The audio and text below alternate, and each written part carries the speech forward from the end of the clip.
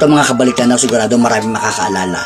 Pag wala na tayong mabilihan noon ng mga baby racket, no, ang ginagawa natin, yung Watusi, kukuha tayo isa, tapos kukuha tayo ng filter ng sigarilyo, ilalagay natin sa stick or sa tingteng, tapos lalagyan natin ng Watusi.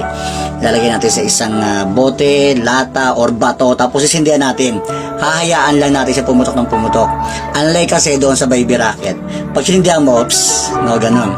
Sobrang saya ng mga panahon na yon na nakakabili ka ng baby racket, Watusi, no, Piccolo. Pero pag wala ng baby racket, ganito. Ito ang pinaka ginagawa natin, ang Watusi at ang filter ng sigarilyo. Ayan, sana po naalala niyo pa po yung mga ginagawa natin, mga balik-tanaw item, no? Mga ginagawa natin ng bata tayo.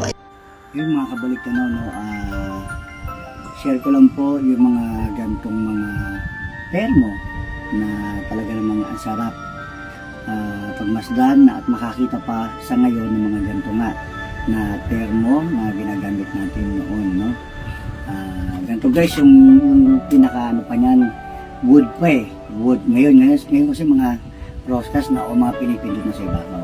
Samahan pa natin ng mga gantong baso na talaga naman napakatitibay guys, kaya tignan mo nga, inabutan pa natin hanggang ngayon, no?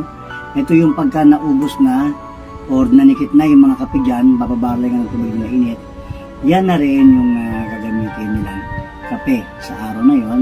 Then ito na yung kanilang magiging baso. Guys, meron pa yan yung meron pa ang hawakan dito at meron lang kung gradation or Nescafe, tapos meron pang diretso na yung ilalim parang section ganun. Ayan.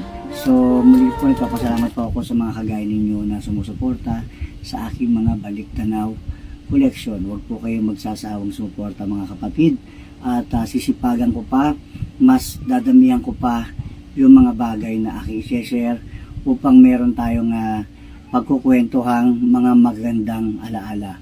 Muli po, Luis Serrano. Mga Lods, isa pa sa ating mga balik-tanaw item, ito nga PI God kung saan talagang pumatok noong 90s. Guys, ito talagang iniiyakan ng mga bata noon. Kasi nga, bago sa paningin ng mga batang Pinoy. Noon kasi uso yung tinatawag na laser, pero sounds lang siya, hindi siya talaga laser, no? Tapos yung takatak, no? So ito, nung dumating nga to, itong PI gun na to, na binabalahan ng kulay pula na round na gano'n, na may mga puti-puti yung para doon sa mga spot na gano'n, no? At may lumalabas siya nga yan na bala na puti. Sobrang kaiba sa mga batang Pinoy, kaya kahit noon 35 pesos ito, medyo mabigat para sa batang Pinoy, no? Iniiyakan to guys para mabili ng kanilang mga magulang. Ayan, no? Muli po. Okay, sige, shoutout kita. It's me, Jan, no? Ng Baler Aurora, no? Sa pag-shoutout ko siya, sabay ko na rin pakita guys. Ito yung gansa na kung saan itatali mo to guys, tapos hahatakin mo. So yung bata noon, pag hinahatak to, tumutunog yan guys, tumutunog. So sunuran din yung mga bata, yung mga kalaro niya na wala kasing ganto guys. Ganto lang dati ganto lang. Sobrang saya na ng mga bata noon, no? Na itatali to kasabay ng mga blow molded na mga dump truck, mga kotse, no? Night rider. Guys, ganito lang. Kasama nung hinahatak na si Pluto na umiikot din yung mata.